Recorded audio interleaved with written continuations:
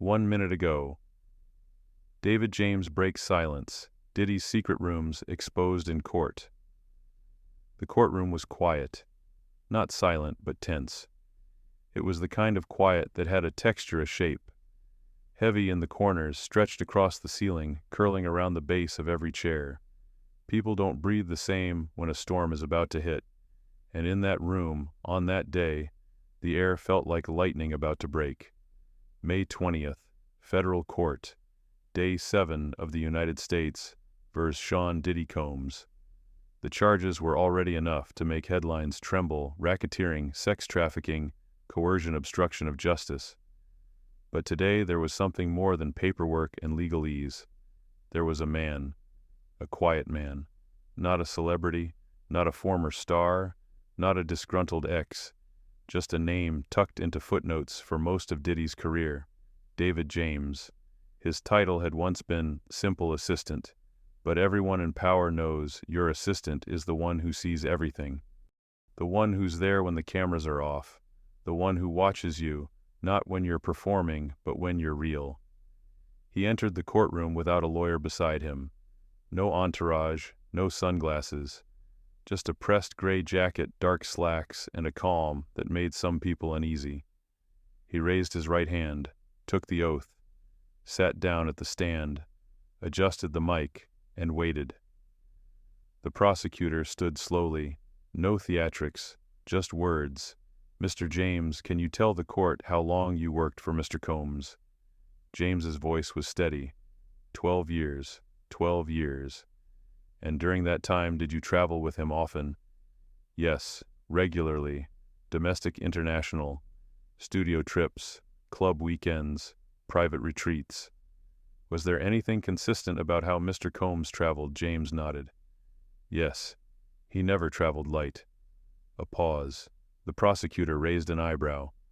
"What do you mean by that?" James glanced toward the jury, not long, just a flicker, and said, "Every trip, whether it was 2 days or 2 hours, he brought the same bag." "What was in it?" James took a breath. "A lot. But certain things always." He looked straight ahead. He carried at least $10,000 in cash. Usually more, in bundles, neatly folded, always separate from his wallet. There was a rustle in the gallery. A few reporters looked up. Jurors leaned forward slightly. James continued.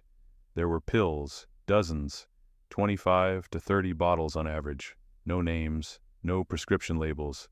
I recognized a few Viagra, Tylenol, Advil water pills, but most of them were unmarked or relabeled. Were you aware of what they were? I came to recognize some over time." He would reference them casually. One bottle he called his after-hour fix, another his calm downs. "Did you ever witness him take these pills?" "Yes." "Which ones?" "Ecstasy, Percocet, maybe others." "I didn't always ask. How did you know what they were?" James didn't blink. "Because he offered me some." A wave passed through the courtroom, so quiet it didn't make noise, but so strong it seemed to shift the air. The kind of silence that means everyone is holding their breath. James added quickly, "I never accepted. I was always working." He didn't insist. The prosecutor paced once, then turned back. "What else were you asked to purchase for Mr. Combs?" James hesitated, then said lubricants. "Baby oil, Astroglide, condoms, always specific brands, always exact amounts, and always paid for in cash." Why cash? Because he didn't want anything showing up on the company books. The prosecutor walked closer to the bench. "Were you reimbursed?" "Yes, personally. Always from his hand, never from the office. It was deliberate. The judge didn't move, the defense didn't object. Did that concern you?" "At first, no. But over time, I started noticing patterns. Where we stayed, who visited, what came before and after certain trips. Did you ever ask questions? No. That wasn't my job. And I was made to understand that. By whom? His security team, his manager, sometimes Mr. Combs himself. What would they say?" James looked down, then back up. "You know what rhymes with tired fired?" That's what one guard said after I complained about a 22-hour shift. There was no laughter. Tell us about 2008, the Suga night incident. James's face changed, not panicked, but colder, more measured. We were in Los Angeles. He got word Suge night was nearby. Something about an old threat. He called a meeting. Within an hour, there were 5 men in the room with handguns. Not security, just his people, his friends. I was told, don't flinch if he shows up. What did you feel? James answered without thinking. For the first time, I knew my life was in danger. That I wasn't just an assistant. I was a liability, a shield. What did you do? I told them I wanted to leave. But I gave 6 months' notice. Enough time to train the next assistant. Enough time to disappear without making noise. And why are you testifying now? James looked directly at the prosecutor. Because I signed a proffer. Because I wanted immunity. Because I've spent too long pretending I didn't see what I saw. The prosecutor nodded slowly.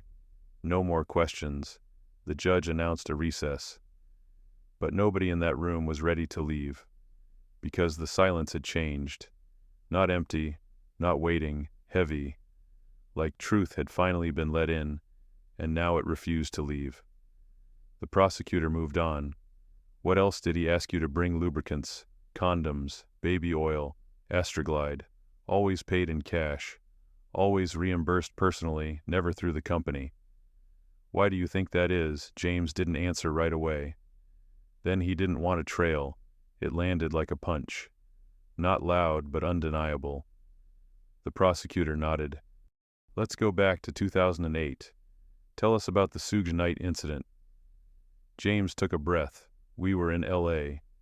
He got word Suge was in the same area. Within the hour, Combs had his people bring guns. Not security, friends, assistants, me. Were you armed? I wasn't, but I stood in a room with 5 men holding weapons. And one of them told me, don't flinch if he walks in. What did you do after I told them I wanted out? That night. But I gave them 6 months' notice. Enough time to train someone else. Enough time to leave clean. The prosecutor stepped back. And did you sign a proffer? Yes. Why? James's voice dropped. Because I knew too much, and I was tired of pretending I didn't. The court recessed after that, but no one really left the room. They stood, they blinked, they whispered, because something had shifted. This wasn't just about a music mogul anymore. This was about a man who built a lifestyle out of shadows and carried the tools of silence in a single travel bag. David James didn't plan to stay 12 years. No one does. When he first took the job, he was 26, smart, eager, newly relocated to Los Angeles. It was supposed to be a temporary role, a 6-month stop, while he figured out his next step in the industry. A behind-the-scenes assistant gig for a high-profile artist. Not even Combs directly at first, just one of the team leads. But things changed quickly. Diddy noticed him, promoted him, moved him from runner to shadow in a matter of months, and David, like many before him, mistook access for agency. He wasn't just close to the power, he was orbiting it. I told myself I was building a resume, he would later say. But what I was really doing was disappearing into someone else's system. The work was relentless. There were no fixed hours, no real boundaries. Flights booked at 2:10 a.m. Studio sessions that lasted for days. He once landed in Tokyo at dawn and was on a flight to Miami by midnight, the same day with no hotel in between. Everything revolved around one man. Every request started with the same phrase, he needs a suite, he needs a driver, he needs 5 white towels, not 6. He needs lavender candles, not citrus. He needs quiet. He needs chaos. He needs girls. He needs you not to ask. At first, James told himself it was worth it. He was getting paid well. Traveling the world, attending after-parties most people only saw in tabloid spreads. He was in the room when deals were closed, when egos clashed, when careers were made or quietly destroyed. He saw too much too early. But what he didn't realize, what no one ever tells you, is that proximity to power doesn't just erode your ethics. It erodes your memory of who you were before. One day you're delivering coffee. The next you're asked to fly someone's cousin to Turks and Caicos with no passport and no luggage, and you don't ask why. He watched how rules bent around wealth. He watched how silence became currency. He watched as employees were paid off, partners were threatened, reputations were erased. At some point the job changed. He wasn't just organizing schedules anymore. He was arranging environments, curating space, and people to fit Combs' desires. The calls became more coded, the women became younger, the parties became less fun. Then there was the moment that stuck with him, the moment when the last sliver of justification died. It was 2017, a Friday night in Beverly Hills, a private event at a rented villa. Phones were locked in pouches. Everyone signed NDAs. James had seen that before. But this time he was given a list, a literal printed list. It included the names of 8 women. Next to each flight arrival time, dietary restrictions, and preferred drink. He never saw their full names, just initials, but he remembered one. She was listed as 19. That night, she sat alone in a room with mirrors on every wall. James was told not to speak to her unless spoken to. She never said a word. By Sunday morning, she was gone. And when James asked what happened to her, one of the other assistants chuckled. She couldn't handle the vibe. James didn't laugh. He started taking notes after that. Not just mental ones, real ones. Written in code, hidden in back pockets. Stored on a hard drive he never connected to the internet.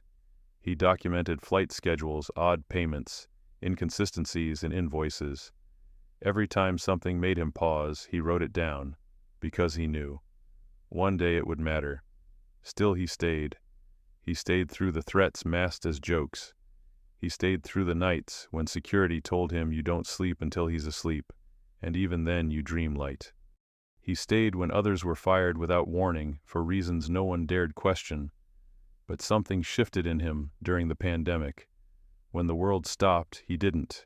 Combs' demands only grew more erratic, more paranoid, more cruel. James was asked to book cars under fake names, move money in cash, collect burner phones. He saw the formation of a private world with no accountability, just layers of protection, distraction, indulgence. In late 2023, he told the team he was leaving, but you don't just walk away from someone like Sean Combs. So he staged it. I need 6 months to train the new assistant, he told them. I'll do it clean, quiet, no drama. They believed him. And in those 6 months, James became a living archive. He recorded conversations, audio snippets, muffled by hallway walls. He took screenshots of internal group chats. He traced wire transfers that didn't go where they claimed. He memorized hotel aliases, Wi-Fi codes, minibar restocks. He knew how to survive in a world built on silence, but he was done surviving. When federal agents from Homeland Security showed up at his apartment in early 2024, he didn't ask how they found him. He opened the door, led them to the file, and said, "You want to know how the machine works? I built half of it." He signed a proffer, testified, and became the government's most precise, most dangerous witness. Not because he shouted, but because he remembered. Passwords, call logs, whispered names. He knew what hotels were real and which ones were booked to hide. He knew which assistants disappeared after asking the wrong questions. He knew which bottles in the travel bag contained what. He knew how the gears turned, how the empire wasn't just built on music or branding, but on loyalty enforced by fear. One by one, he laid it all out. And one by one, the cracks started to show. By the time he finished testifying, no one in the courtroom remembered he was just an assistant. He had become something else, the architect of the unraveling. It was a Thursday night. Not that the day mattered. In James's world, time was elastic days, stretched and shrank according to someone else's whim. When you live under someone's shadow for too long, the calendar stops being real. It becomes a background prop to chaos. But this night stood out. James remembered it in pieces. Not like a movie, more like broken glass, quick-cutting brilliant. The sharp scent of fresh leather in the SUV. The sudden fizz of champagne forced into his hand. The sound of the doors locking behind him, sealing them inside another night of curated madness. They were in Miami. The estate was massive, hidden behind tropical hedges, and listed under a company name no one could trace. He had seen the lease. LLC Shell, one of 3, used for East Coast parties. From the outside, it looked like a paradise rental. Inside, it was something else. The routine was already in motion when he arrived. Phones were taken and bagged. Contracts were signed. Women had flown in that afternoon, some from LA, some from overseas, one barely speaking English. A new driver had been hired for the night. No cameras inside.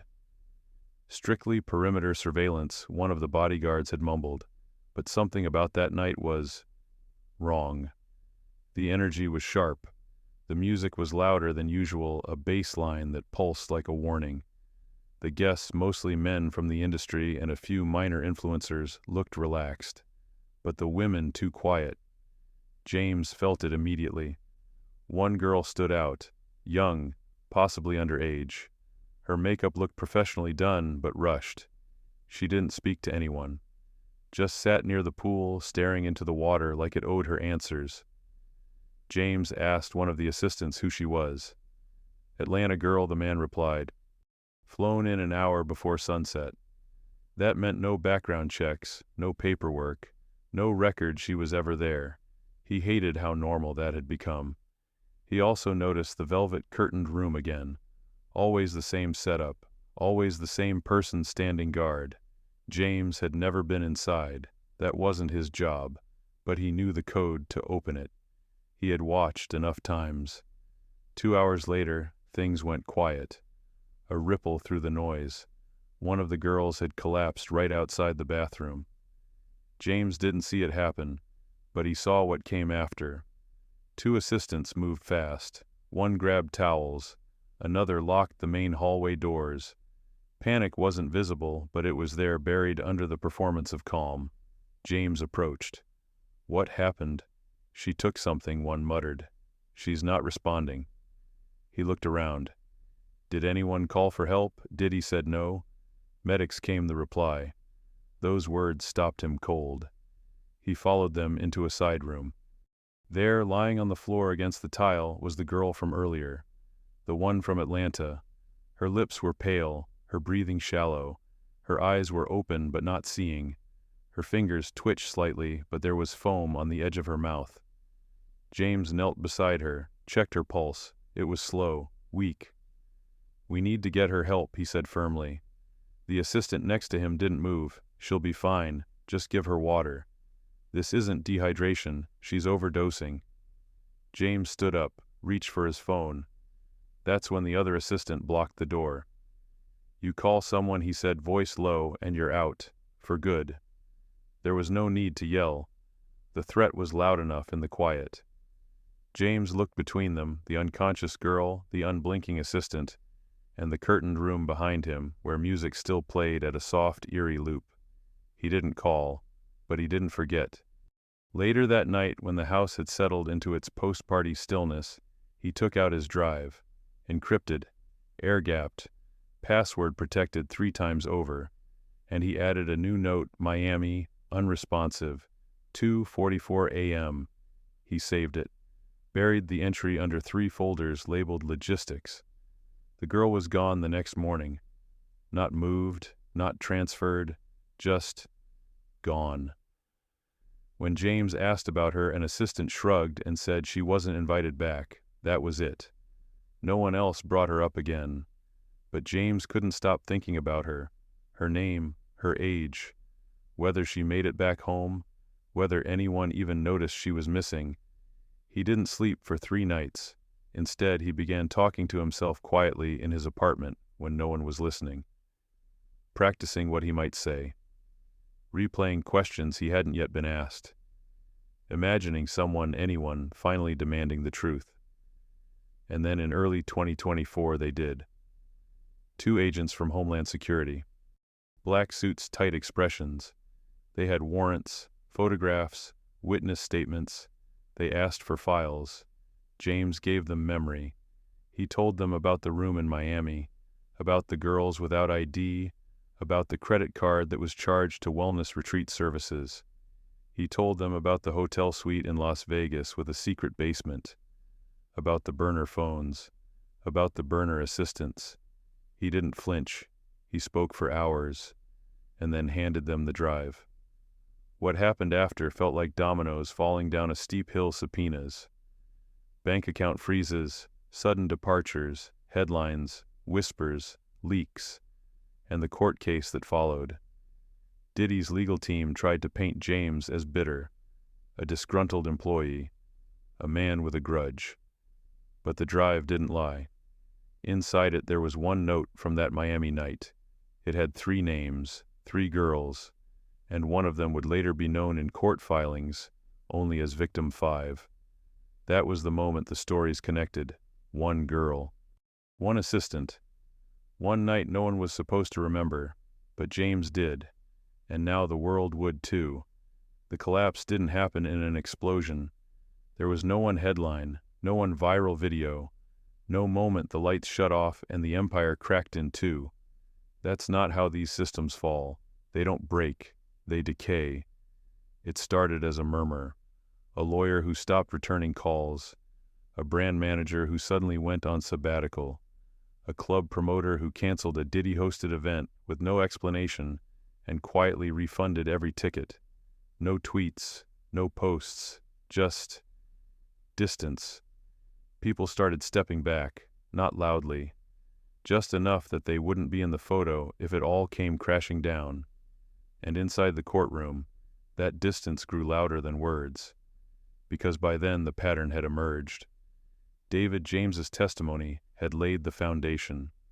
Homeland Security's confirmation of the encrypted archive gave it teeth. And prosecutors wasted no time stacking the structure brick by brick.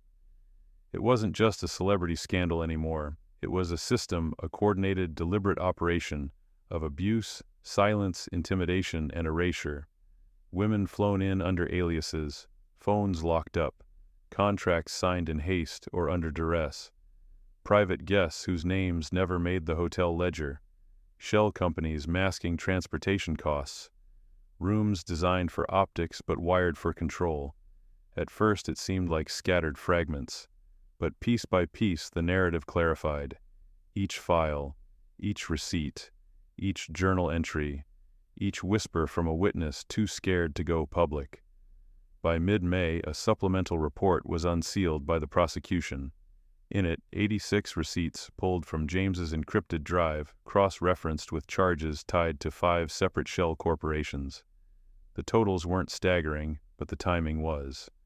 $600 for private transportation to a gated house the same night a witness claimed to have been drugged. $150 to an upscale wellness spa in Vegas with no digital footprint. $75 for blackout curtains paid in cash, requested via handwritten note, urgent. No service until notified. Individually inconclusive, together devastating. Then came the photographs. Special Agent Yasin Binda took the stand and presented the evidence from Diddy's September arrest, high-res shots of a hotel suite in Los Angeles. 5 full bottles of baby oil clustered in a marble tub. 2 Ziploc bags filled with pink powder loosely packed, both sealed. $9,000 in fresh $100 bills banded with a hotel-branded pen stuck between stacks. There was no blood, no weapon, no screaming. But to those who had lived it, it was a scene they knew by heart. This is what a controlled environment looks like, Binda said. Curated, concealed, and repeatable. Victim 5 didn't appear in court. She didn't need to. Her journal did the speaking. The same timeline James recorded from Miami, the girl who had collapsed outside the bathroom, was now named in sealed testimony and reflected in Victim 5's own writing. One entry read, "I woke up in a house I don't remember entering. I think I was dressed. I'm not now. I can still hear the bass like it's under my skin. Another, he smiled when I flinched, said, "You're too sensitive." Then turned up the volume. Those weren't metaphors, they were timestamps. Jurors read them while holding the matching receipts. They saw the photos. They watched James relive it all from the stand, not with drama, but with the precision of someone who had once called it routine. The defense tried to counter. Diddy's attorneys called the entries unverifiable. They said the witnesses were coached or confused, that it was all industry distortion and personal vendettas. But their voices began to feel small, because this wasn't just about Diddy anymore. It was about the people who let it happen, the managers who booked the flights, the assistants who signed the NDAs, the security guards who stood outside locked doors and heard the muffled cries but chose not to listen. One by one they were being named. One by one they were testifying, some by subpoena, others voluntarily. A flight attendant who remembered seeing 3 girls cry after a red-eye from New York. A housekeeper who was paid extra never to clean one bedroom.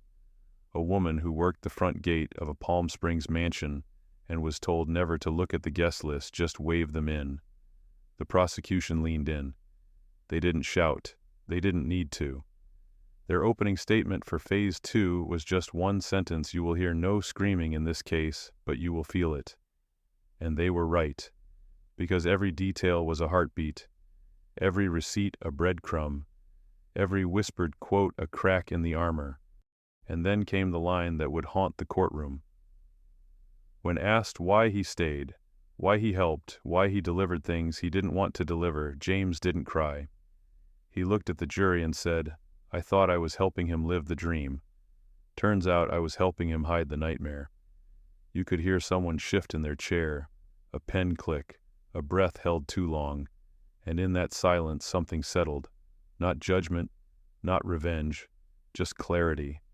The machine didn't explode, it simply couldn't hold itself together anymore. The gears slipped, the silence shattered, and the system, polished, powerful, protected, finally began to crumble. You want to know the moment everything shifted? It wasn't a photo. It wasn't a video. It wasn't even James's testimony. It was a sentence, spoken behind closed doors, in a deposition, not a press conference, soft, almost ashamed. "She's the reason I came forward," James said. "I read what she wrote, and I realized I wasn't the only one who thought we were losing our minds. Let that sit, because that's what made Victim 5 different. Not just what she witnessed, but that she survived long enough to write it down. Most didn't. Some were never found again. Some were too afraid to speak. Others had tried once and were silenced fast through legal threats or worse. But she left breadcrumbs, not just words, a map. She hand-sketched the second floor of the house no one was supposed to know existed, noted which doors had sensors, which ones clicked once when locked, twice when unlocked. She even circled the one hallway that always smelled like old cologne and fear, her words. She left a calendar too. Nothing dramatic, just small dots. Some in red ink, some in black. Next to them, initials. First time it looked meaningless, until prosecutors matched those dates to private jet logs. And it lined up. The dots weren't reminders, they were records. Documented patterns of movement, of disappearances, of private sessions. And then in the back of the notebook, barely legible, written in rushed handwriting and faded ink, there was this: "If you're reading this, it means I made it out. Don't let him forget us. Not catch him, not burn it all down, just don't let him forget." Because for her and for so many others, disappearing wasn't the fear. Being forgotten was. And by week 4 of the trial, that one note had changed everything. The prosecutors stopped asking who is Victim 5. They started asking how many never even got that far, how many never got a number. Because Victim 5, she was proof that somewhere inside the most silenced places, behind locked doors, past the velvet curtain underneath the music, there was someone still writing, still counting, still remembering. and she left just enough for the rest of the world to start remembering too. The world didn't end when she left that room, but something shifted. It wasn't dramatic, not the kind of shift you'd feel in the ground or see on the news. No, it was quieter than that. Subtle, like the moment after an earthquake when everything is still standing, but nothing feels quite right anymore. She didn't storm out. There were no screams, no slammed doors, no security rushing to stop her. Just a hallway, a pair of shoes, and a coat that wasn't hers, but fit well enough. He had looked her in the eye once, maybe out of curiosity, maybe out of arrogance, and then he turned away because in his mind, she didn't matter anymore. She wasn't worth chasing, but he was wrong. She mattered more than anyone. For 2 days she disappeared into the kind of place people go when they're trying not to be found. A no-name motel off a forgotten stretch of highway. Cash payment. Fake name. No ID. The kind of room where the air is always stale, the TV always flickers, and sleep only comes in shallow 30-minute bursts. She waited not for rescue, but for retaliation. For someone to come knocking. For someone to make sure she stayed quiet, but no one came. The silence that had once held her in place didn't follow her. The empire that had watched everything she did suddenly had nothing to say. And when it became clear she was alone, truly alone, she did the thing she had been preparing to do all along. She opened the archive. Everything she'd collected, screenshots, names, receipts, audio clips, passwords, coded phrases, memories she had written down so she wouldn't gaslight herself into thinking it hadn't happened. It was all there, organized, encrypted, backed up 3 times. Her journal, battered and discolored from being hidden under cushions and mattress linings, lay at the center of it all, like a detonator waiting for someone to push the button. So she did. She pressed send. 1 click, no note, no threat, no request for help or justice or closure. She sent it to 3 places, a national journalist she had never met, but always trusted, the FBI tip line she had bookmarked, but never dared visit, and a burner email labeled Red Line that she had created 1 year earlier, during a sleepless night, when hope felt just barely stronger than fear. And then she left. Not because she was running, but because she didn't need to stay. She had already done her part. A week later the first story broke. Quiet headline, small outlet, but it cracked something. Then came the subpoenas and the quiet evacuations, the legal teams, the denials, the spin, then the counterspin, and now came the courtroom. She didn't testify. She didn't sit behind a microphone or cry on camera, but her voice echoed through every line of that trial. You could hear it in the way James paused between answers. You could feel it in the way the prosecution structured their case, her notes, her timelines, her sketches of hallway layouts, candle brands, door sensor beeps so exact that even the defense stopped arguing their authenticity. She wasn't there, but she was, and in the end that was enough, because the story no longer belonged to him. It belonged to her, to the girl who was never supposed to survive, never supposed to speak, never supposed to matter, to the one who remembered, and made sure the world wouldn't forget. In that courtroom, no one spoke her name. They didn't have to, because even in silence she was there, not sitting in the witness chair, not hiding behind the curtain, but in every line of testimony, in every photo presented, in the quiet weight of James's voice when he paused, when his eyes drifted just slightly upward as if he were speaking to someone only he could see. She wasn't listed as a witness. She never raised her hand, never said yes under oath. But she was the reason anyone in that room was even speaking. The foundation of the case wasn't built on outrage or a viral clip. It was built on her memory. She was the one who documented when no one else dared. She was the one who stayed just long enough to remember, clearly, painfully, and leave behind a map for those who would follow. And when James, exhausted, maybe even relieved, was asked why he finally came forward, after all these years, after all that silence, he didn't look at the jury, he didn't look at the prosecution, he didn't glance toward the defense. He looked up, toward the ceiling, toward the light, toward something bigger than the courtroom, and he said, "Because someone made it out, and gave us a map, that's it." That was the moment the case stopped being about one man's empire. That was when it became something else, the trial. It's not over, but something else is. The illusion, the myth. The story people told themselves to feel comfortable about fame, about power, about who gets to walk away and who gets a race that's done. The empire tarnished beyond repair.